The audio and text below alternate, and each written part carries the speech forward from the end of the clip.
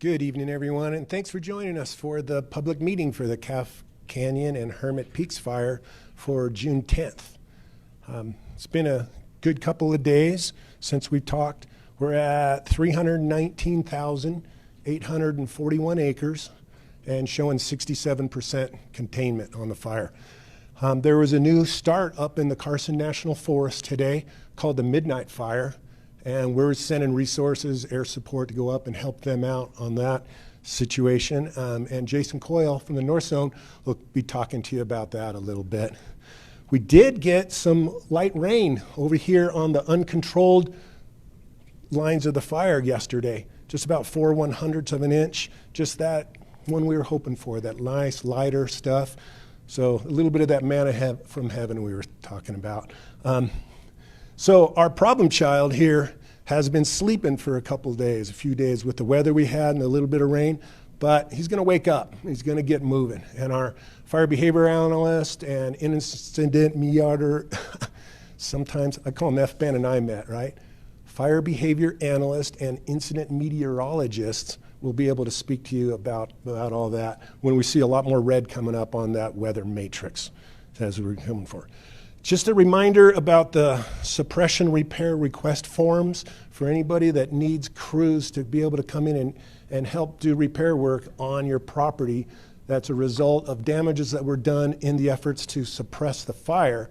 That form will be up on the chat here. It's on our daily update, and it's here in the Facebook page. So you should be able to access that any way you can. We're going to show a nice video at the end of this meeting tonight on air operations, some of the support we have throughout the fires. But we're going to start right off with our friends from the north. Most of you already know that Southwest Team 1 is back and managing the north zone of this fire. So let's go to our incident commander, Carl Schwolp, up in the north zone. All right, evening. Carl Schwolp, IC here on the north zone. And I just want to say that even though, we might not see the fire growth that we once had, we still have some challenging conditions out there. And both across the north zone and south zone, we're still focused on perimeter control and trying to make sure that the perimeter stays as close to where it is as it is now. But we know that there's going to be challenging weather conditions coming up. Got red flag conditions in the forecast beginning next week. So we'll definitely pay attention to that and make sure that we make the appropriate response. We're also engaged in completing the contingency lines just in case we do have fire growth that is beyond the current perimeter. We do have some options available for us there. And then also suppression repair. And the cool thing about suppression repair, the same folks that put these lines in that help control parts of this fire and contain parts of this fire, the same folks that are now doing the suppression repair. So as Bill mentioned, it really helps us out if you can fill out that form because we're going to do suppression repair both on private land as well as the forest. So if you don't have access to that, I know they'll make it available in the links and then share that with your neighbors too, and that'll help us out. As mentioned, we're dedicated to this incident, but also helping out on new starts. So we do have folks headed over to the Midnight Fire and help those folks out where possible. So with that, I'll turn that back over to Bill. Thanks, sir. And Jason Coyle is our operations section chief up in the north zone. He's been doing those daily updates for you in the morning and ready to talk to us tonight about the north side. Hey, good evening, everybody. So as Bill and Carl both said, you're working on the contingency line still to the north on the fire's edge, and then down to the south by Santa Barbara and by the Lalana Lago area, continuing to work to get those lines tied all the way to the south, back down into the old Borrego fire scar. Again, the reason that work is ongoing is that we have at least 6 or 7 days of dry weather and maybe even red flag weather up in front of us. And there's still active fire down there in the Pecos drainage, east of the main Pecos, south of Hamilton Mesa in the south zone, but still, there's still active fire down there. So it takes a long time to get the machine up and running. Well, the dozens of machines up and running that are necessary to put in contingency lines, such as the ones that are going in between where the values, the communities are, and where the current fire activity is. So for that reason, we're going to maintain that effort until we're certain that there's no opportunity for that fire to impact any of those communities. Because if you turn it off and you try to turn it back on quickly, it doesn't work. And we want to make sure that we're doing everything we can to prevent any damage to all of the values, the communities, the acequias, the compuertas at where everybody gets their water distributed from, all that. It's important to us that we keep that out of harm's way. We're also working on the containment, as Carl stated. And just as a reminder, so if we're making every effort to reach out to the private property owners as we work down, especially on the east side of the fire, that work down onto that on completing that suppression repair. But if we can't get a hold of you and we're able to make access to your property, we want to go in there and get that stuff fixed, because if we don't get it fixed before the rain, it could cause a lot more damage to your property. Now, if we're doing that and you don't want us to do that, and just come up and tell the guys and gals that are doing the work out there, and they'll be happy to move on. But once we leave an area and we go to work in a different area, then it's a lot more difficult for us to get back. And right now we're under a time constraint, because the more work we get done before the monsoons, the less damage, at least the less potential for damage there is from that monsoonal moisture when it arrives. And a little bit of additional information about the midnight fire. So it was discovered yesterday. The cause is still under investigation, and it's located off of Forest Road 172. That's about 8 miles northwest of El Rito, or about 4.5 miles northeast of the El Rito campground. You can see the smoke from Taos. Talking to the South Zone, they could see the smoke from where their resources were on the South Zone earlier today. So if you see that smoke out in that area, please don't call it into 911.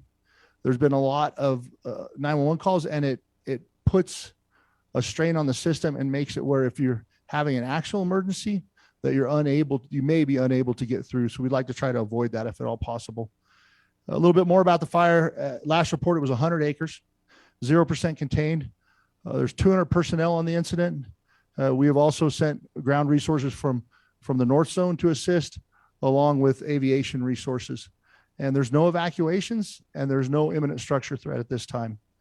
So if you have any other questions or anything you'd like to have addressed, just please put it in the chat, and we'll be happy to pick it up later on. Thank you. Thanks, Chief. And Rocky Gilbert has been doing our operational briefings here for the South Zone in the morning every day for you as well. And he's here to talk from Southwest Team 2 about the South Zone. All right, good evening again. I'm Rocky Gilbert. Give you some of the update on the work we've got going in the South Zone. The first thing we want to pull up is some video, kind of shows where we were having our fire activity over here in the wilderness area that we've been talking about for the last few days. So we had some aviation was up today, and they took some video we want to show you.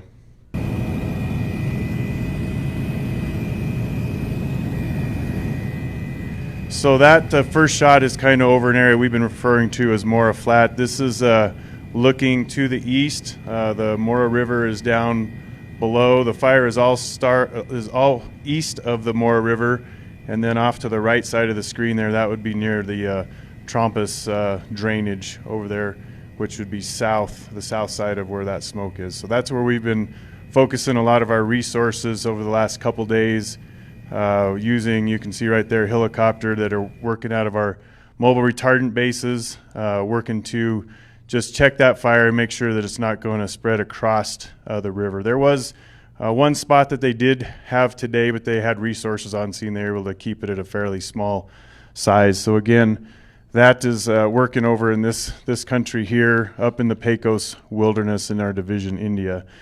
Just kind of tying into what Jason was talking about, we have been working on that repair work all over on the south zone of the fire for several days now. We just finished up in the Gascon area.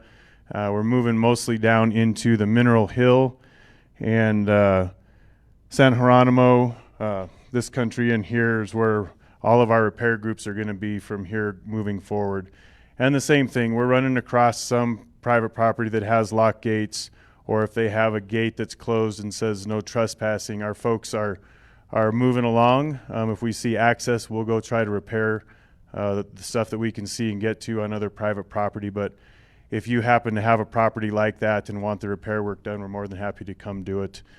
Just follow those forms and links that they talked about earlier. So that's been going really, really good, making a lot of progress. Again, dozer lines, putting in, pulling in berms, putting in water bars, repairing fences, the sort of stuff that, again, we damaged during the suppression efforts.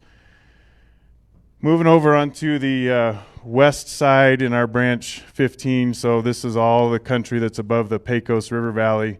We continue to do repair work on the south half here, mainly chipper work. So we've got crews with the big industrial chippers out there chipping up materials, things that we had cut to make our fuel breaks and whatnot along the roads and the dozer lines and the hand lines. And we've got, I think, 3 different chipper groups. So a lot of work happening in there. Those chippers can be kind of dangerous. So we've got a good separation and people are making really good progress. Moving up here again into the area where we did our burning a few days ago, we completed that. I think we're at 2 days out since last time we did any burning. We're just holding and improving. There has not been any fire movement near our lines, so that's looking to be in a really good position. You can see that there still is a lot of heat in there, so you'll still see some columns popping up here and there. Not the significant columns that were obviously happening a month ago. But as we dry out, you'll just continue to see little heat sources popping up and getting a little bigger. We still have miles and miles of hose plumbed all along the lines that we have in place. We still have the ability to do burning operations if necessary. Our preference is to not have to do that, but we have all of the people and whatnot in place to be able to do it. Some of the things, we also have some structure protection groups, and we've had just kind of how we go about doing that structure protection out there. There is a lot of houses, so we have to do some triage work. And how we do that is we look at what homes are closest to the fire, highest at risk, to where we think fire may come across our lines. That's kind of our starting point for putting out the suppression equipment or putting in hand lines or doing work around homes. The second thing that we'll do is we actually do what's called triage. So we look at the homes who have taken the time to give themselves defensible space. They don't have a lot of trees against their homes. They don't have firewood stacked against their homes. Because we do have a limit to the amount of people and equipment that we can put towards that. So we have to prioritize the work to be done. We try to, help the people who've helped themselves. And then if we have time, we'll go back and spend work, the places that are going to take a lot of work to get done. So that's just kind of how we do that. We do have some limitations. Some of the hose that we were going to do for structure protection, we had to take out to the line to actually put on the fire line so we can keep fire from getting outside of our containment lines. But that's generally how we do that structure protection and triage. We've been running our Air Force, as we call it, the Air Wing, has been working real hard to keep things checked up. We also did send one of our hotshot crews up to the midnight fire this morning, so helping out with that same effort. And that's what we got going on in the South Zone. Great, thanks, Chief. And Tom Bird is our incident meteorologist. He's been doing weather updates every day as well, along with his partner Sam, and they're doing the same up in the north as well. Tom. Thank you, Bill. Good evening, everyone. Tom Bird, incident meteorologist. Happy to have you all here with us so we can give you a good look at the weather that we've seen and upcoming. If you've been outside today, you notice it's a lot different looking out there than it was the last couple of days. We had some showers and thunderstorms raking across northern New Mexico and the fire and the surrounding areas last 2 nights.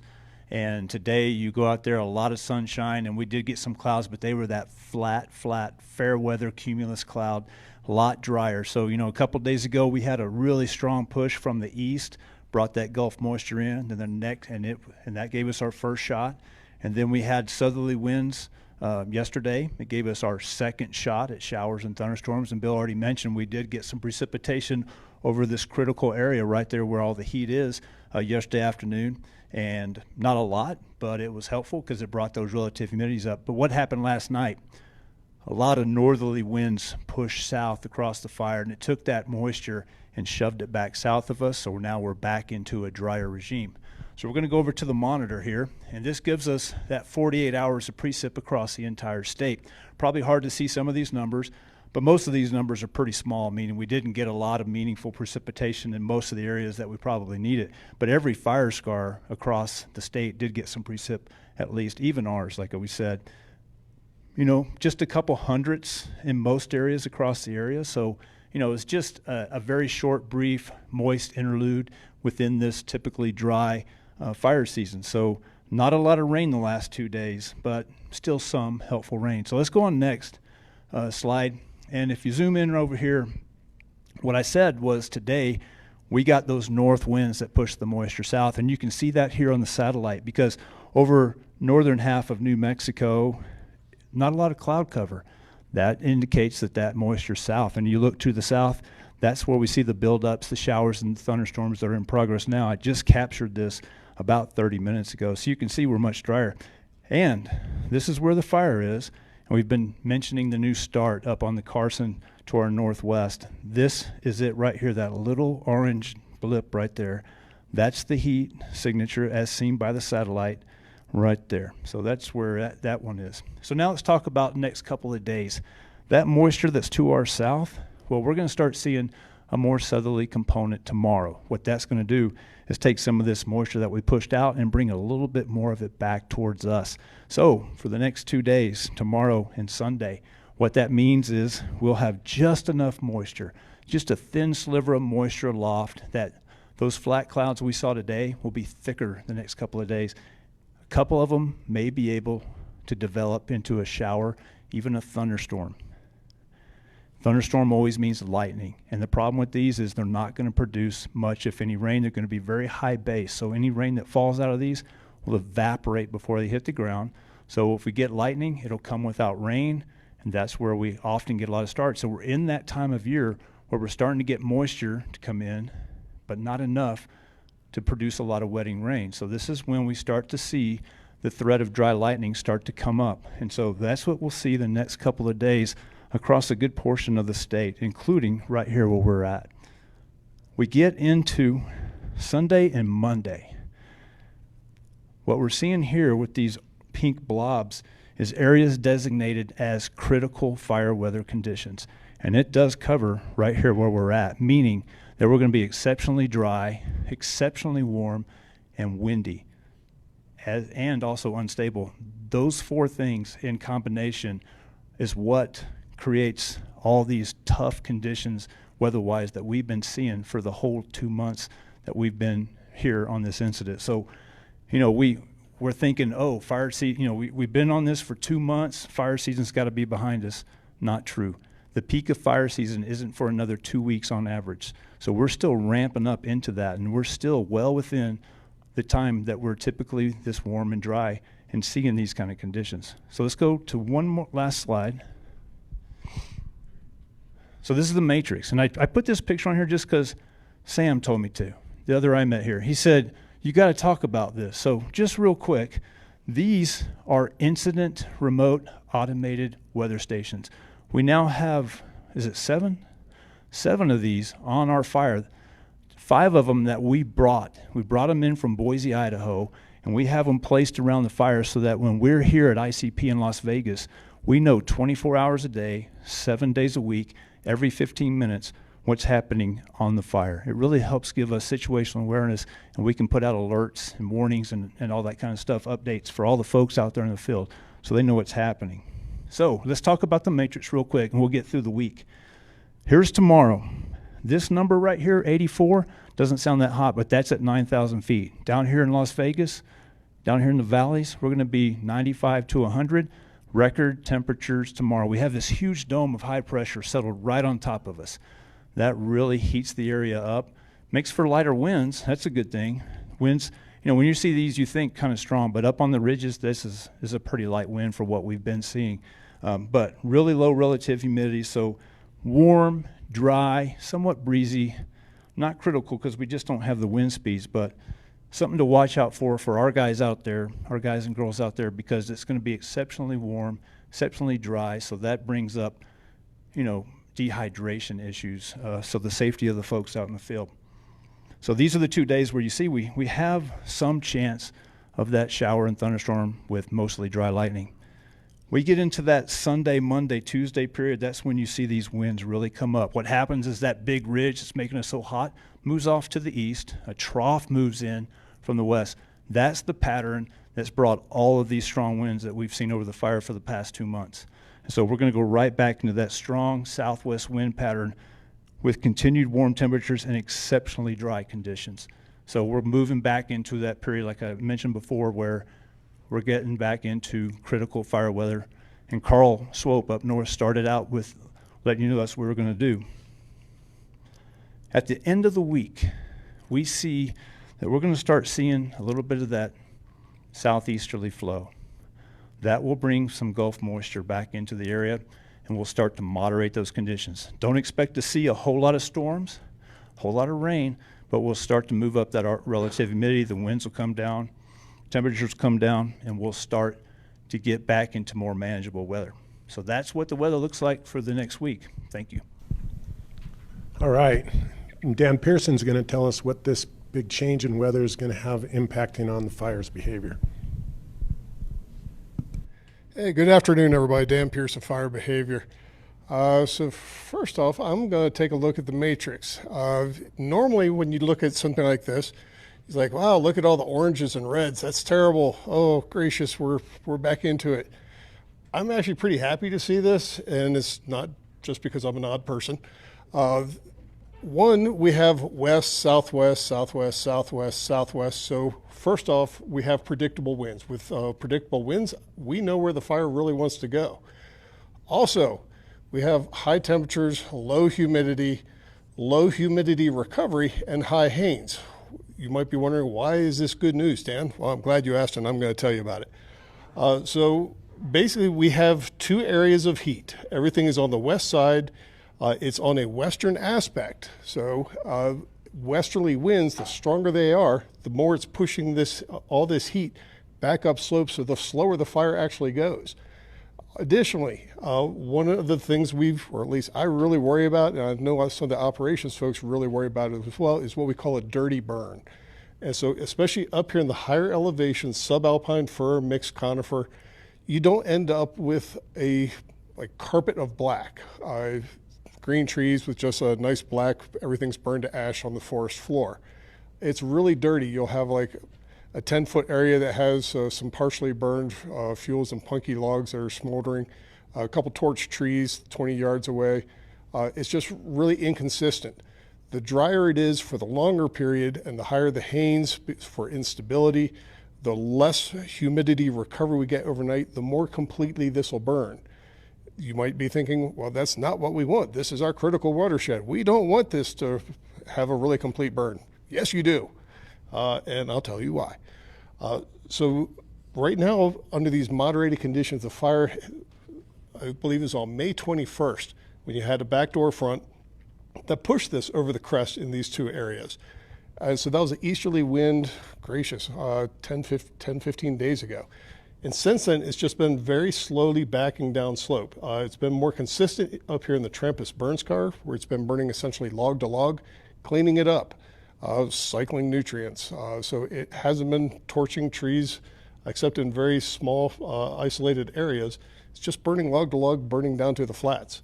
Up here in Bear Creek, South Fork of Bear Creek, below Elk Mountain, that's in that mixed conifer, that dirty burn.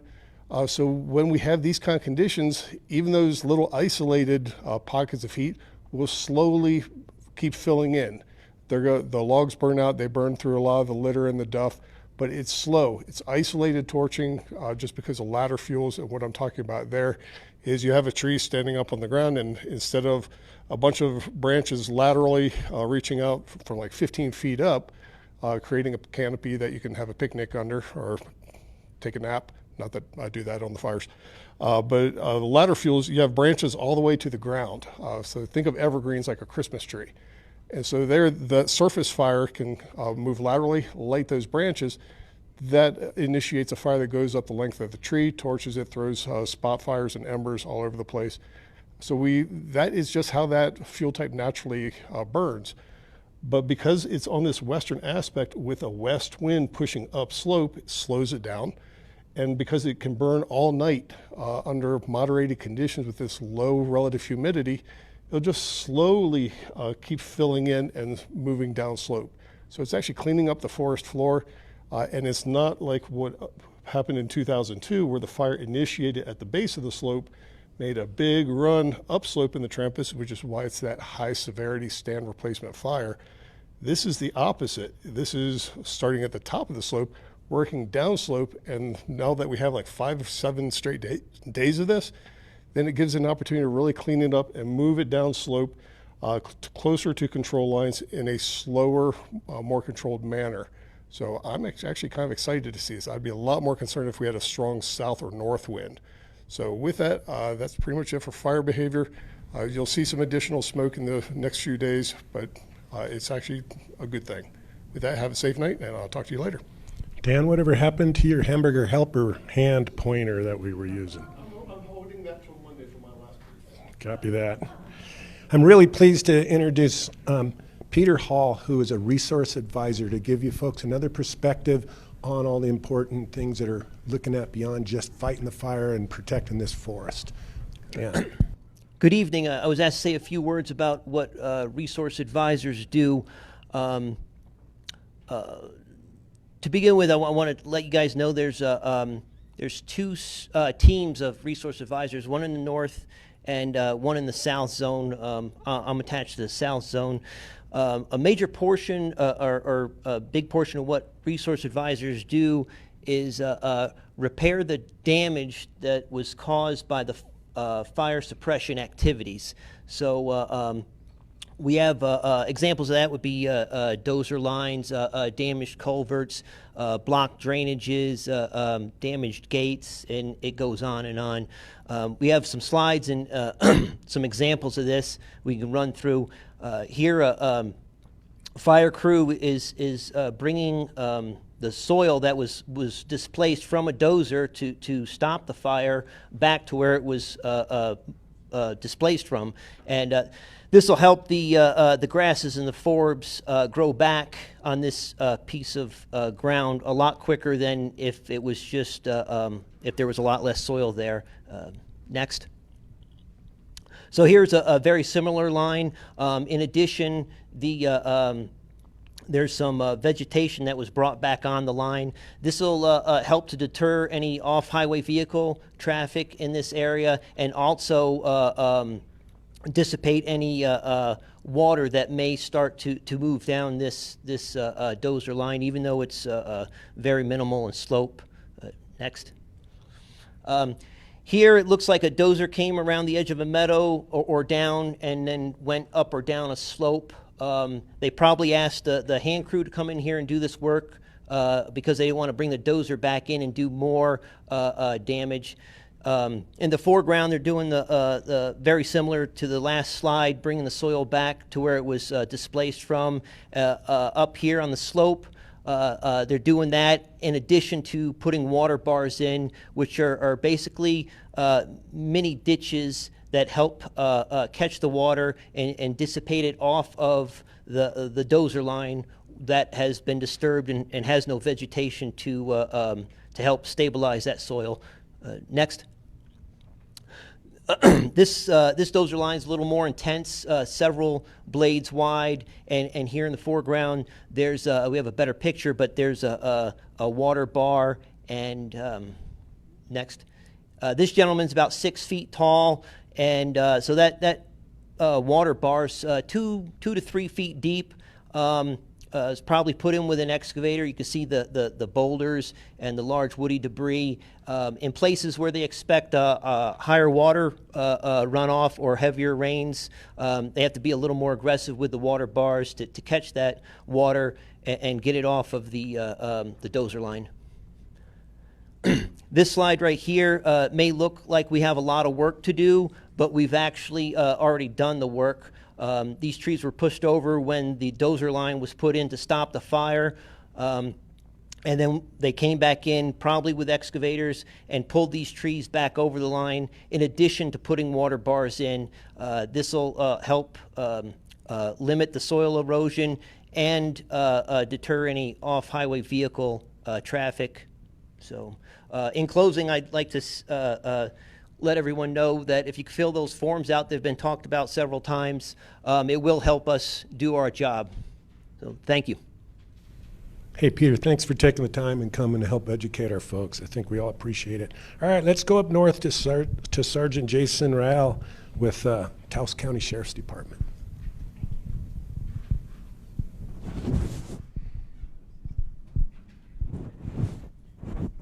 Good evening, Taos County. This is Sergeant Jason Rael with the Taos County Sheriff's Office. I'm your office's public information officer. This evening, I just want to remind everybody that the Carson National Forest is still closed. That means there's no recreation whatsoever regarding hiking. Motorized travel on Forest Road is banned at this time. We're facing some very extreme fire weather looking forward in the days ahead and the time forthcoming. So that being said, we have banned fireworks in Taos County and open burning of any kind. The reason for that is our resources are very taxed with the new startup, with the fire that we're fighting right now, and we need to be available in case anything new pops up. So if you guys see somebody out and about that shouldn't be in the forest, please call us at 758-575-758-2217. That is our dispatch office. If you see an emergency or a new start, please dial 911. Like I was mentioned earlier, we already are aware of the fire to the west of us, which is the Midnight Fire. That's already been reported. But if you see anything new, please let us know. Thank you and have a good night. Thanks, sir. Now let's zoom into Peter Garcia with the New Mexico Environmental Department. Thank you, Mr. Morse. Appreciate that. Unfortunately, I don't have a cool and snazzy pointer like all the previous presenters, but as Mr. Morse was saying, my name is Peter J. Garcia, Sr., and I'm with the New Mexico Environment Department Debris Management Task Force. And I'm here to share with you folks a lot of information regarding the full service debris removal program, and we are really promoting to all individuals that they please fill out the option 1 packet, where the US EPA will go out and clean out all household hazardous waste and bulk asbestos containing material. And under phase 2 of option 1, the US Army Corps of Engineers will go out and remove all remaining asbestos containing material and the remaining debris. And in addition to that, they will remove 3 to 6 inches of soil where the home once sat that was burned.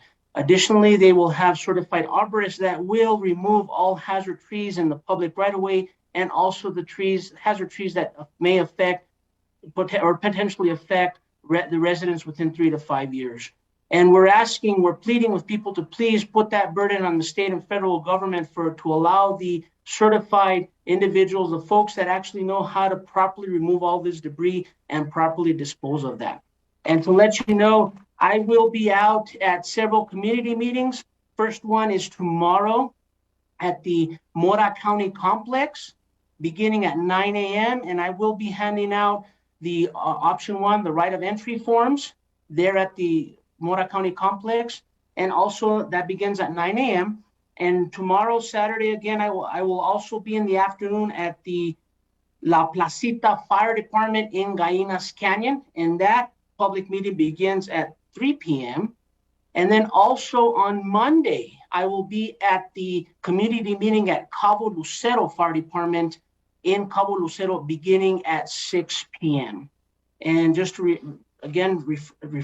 state those times again, is tomorrow 9 a.m. at the Mora County Complex, tomorrow 3 p.m. at the La Placita Fire Department in Gallinas Canyon, and Monday at the Cabo Lucero Fire Department. And again, all the information, the videos, and also the rights of entry and the opt-out packets and the rights of entry information, everything's available online. And that website is www.nmdhsem.org/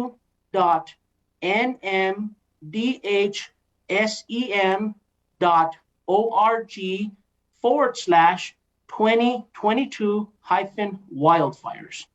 And at that website, all the forms, information, and flyers are available and can be filled out and submitted electronically. In addition to that, we just got word today that electronic signatures will also be allowed to be signed with the forms, and we're asking that people submit a copy, a picture, a photocopy of their ID when they submit them electronically, or if they submit them to the counties, you can also submit it to the county offices at the Mora County Complex or at the San Miguel County Complex.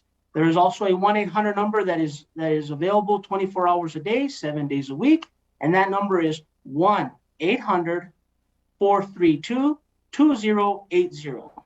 And again, folks, I'm requesting and pleading with you folks that you allow the federal and state government to go in there and assist you with debris cleanup. You've already gone through enough. And we're here to assist. We're here to help. And again, and my thoughts and prayers go out to all the men and women, firefighters, the incident command team, and law enforcement, and the residents as well. And I thank you for your time, and have a good evening. Pasa buenas tardes. Buenas noches de Dios. Thank you, sir. And Chris Lopez is the San Miguel County Sheriff. All yours, sir. Thank you, Mr. Morse. I'd first like to start once again by thanking the public for their cooperation and patience in dealing with this incident as it continues to move on. I know it's been several months already, and also I want to thank Southwest Area Management Team too for their hard work and efforts in dealing with this incident. I know I've said it before, but it's the biggest fire in the state's history, and probably from what I've seen, one of the most complex as well. We've had a lot of losses in our community as we continue to struggle with trying to make sure that we take care of our people as we deal with this. With that, in terms of the fire and in terms of changes, evacuation changes, we were able to open up some more areas, and so right now the only thing that's left in evacuation status is that Iron Gate community. So pretty much off of the 63 highway on the Upper Pecos Canyon, which is that Holy Ghost corridor, everything's back open in there except for the Iron Gate Road. Everything from the Iron Gate Road at the 63 is still closed, and that's still in green go evacuation status. With that, as you heard for the operational update, there's still a lot of work going on up there. There's still fire that's backing down the mountain as they continue to work on getting that all taken care of.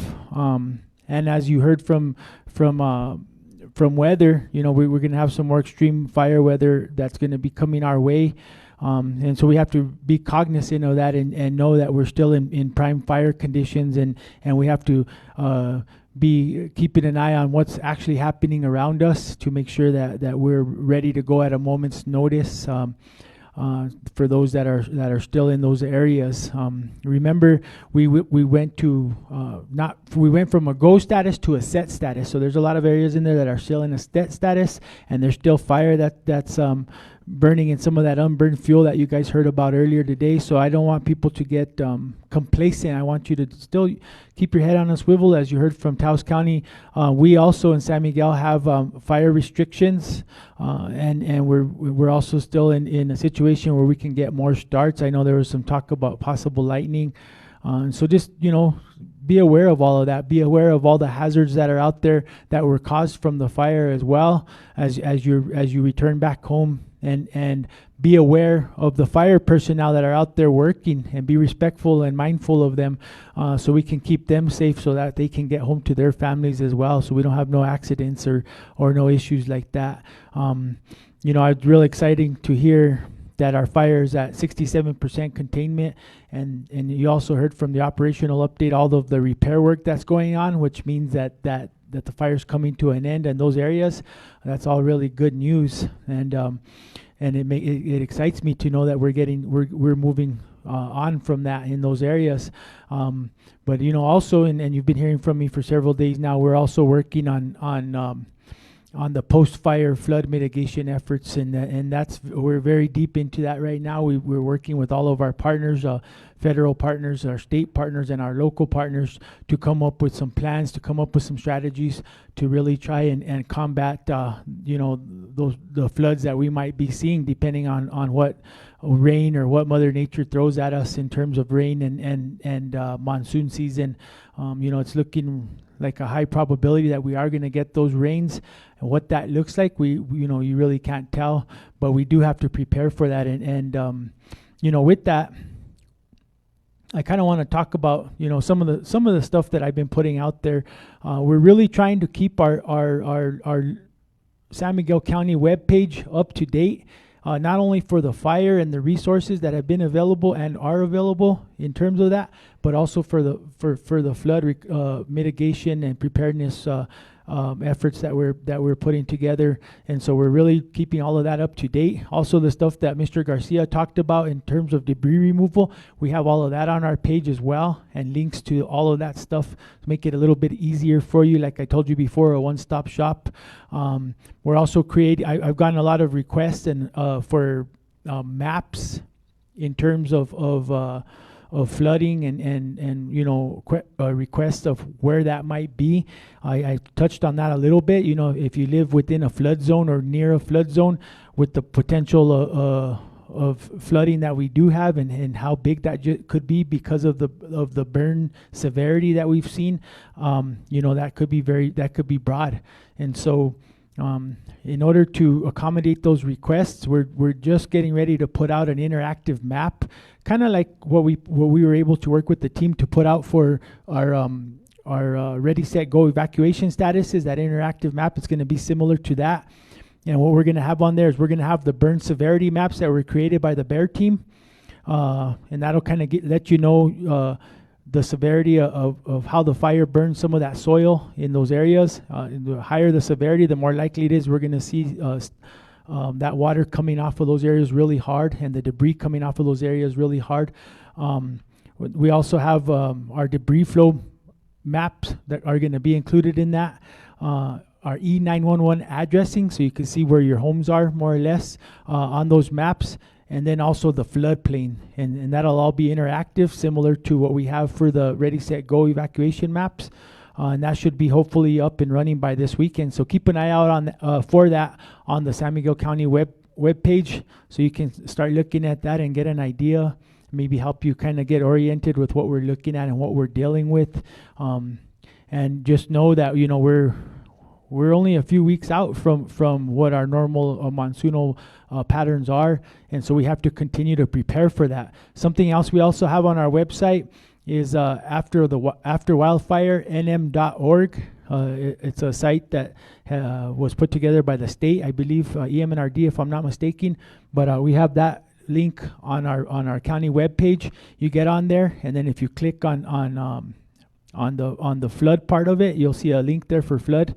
And it gives a lot of information about post flood, during the flood, and after the flood information, to include checklists and to include a bunch of insurance information. I know we've been putting the word out for people to try and get flood insurance and some access for that. But just we're trying to get all that information out there. Some ways that we can notify people. I mean, we're telling people to go ahead and sign up for the Rave Alert system so we can get those notifications out. We're also looking at the National Weather Service alerts, which we would like for people to look at getting their radios and keeping them on so they can get those kind of alerts as well.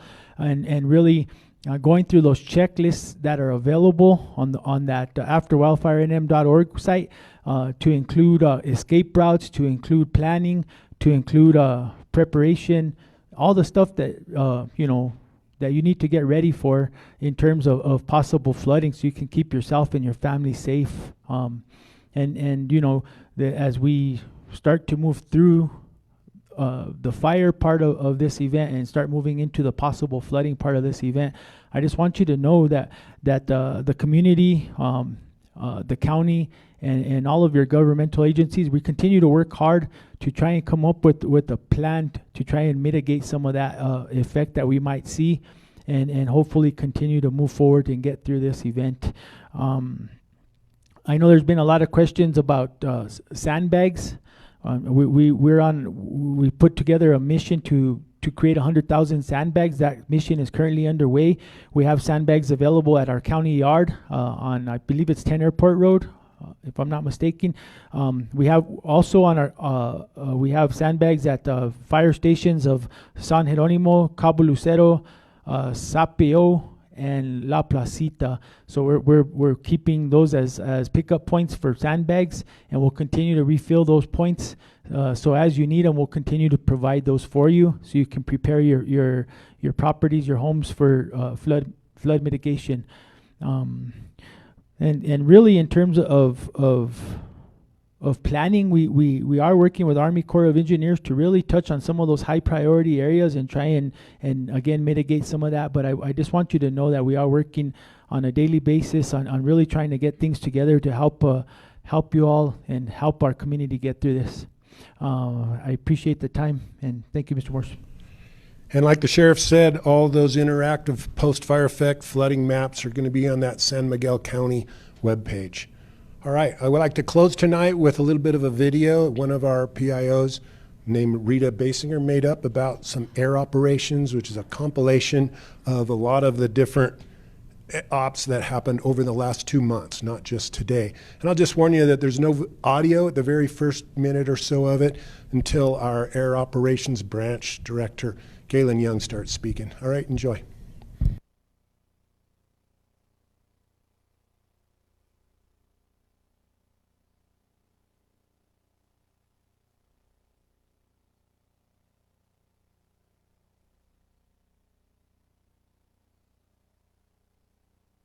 Here, we've been fortunate that although we had a lot of large fires going at once a few weeks ago, that's dropped off. Many of them have been controlled or contained, and we've had access to a lot of aircraft. And in addition to that, when we have multiple fires like that, aircraft use or allotment is prioritized at the GAC level, the geographic area, based on the threat. If you have a fire that is threatening a community and houses and homes or infrastructure, it's going to get a higher priority than a fire that's just burning in native fuels, grass, brush, timber. We use the air tankers, the large ones, on fires in the early stages, and we'll continue to use them, but the idea is to put as much aircraft resources there with the largest amount of water to try to control fire as early as we can. You know, if you have a couple thousand gallons coming down from an air tanker versus a few hundred from an air tanker, depending on the size of the tanker, naturally the more you put down, the better chance you have of slowing the fire or even controlling the fire. I get my priorities for aircraft from the operations section, the people I work for, the operations chiefs. They know the plan that they're going to implement for that day, and then we discuss what those priorities are and what we can do with aircraft to assist or support that. We are a support function to the suppression personnel. Type 1 helicopters are the large, predominantly water dropping or retardant dropping helicopters, and that is their primary mission.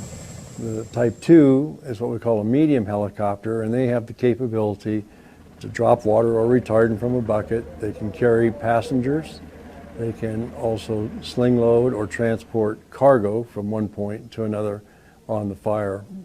And the last one is the Type 3 helicopter, which is similar to Type 2. It can do all those functions, but it has less passenger carrying capability, less weight lifting capability. So it kind of depends on where on the fire we're going to use them and what their need is. You don't always need a couple thousand gallons of water being dropped when you're on a small stump hole or small single snag, and 100 gallons of water would meet the need. Helicopters can come to a hover to drop. They can do things like that, where the fixed wing aircraft have to maintain their speed and altitude, so they're going to deliver a longer drop pattern, whether it be water or retardant, whereas a helicopter can come in and do more of a pinpoint confined area type drop.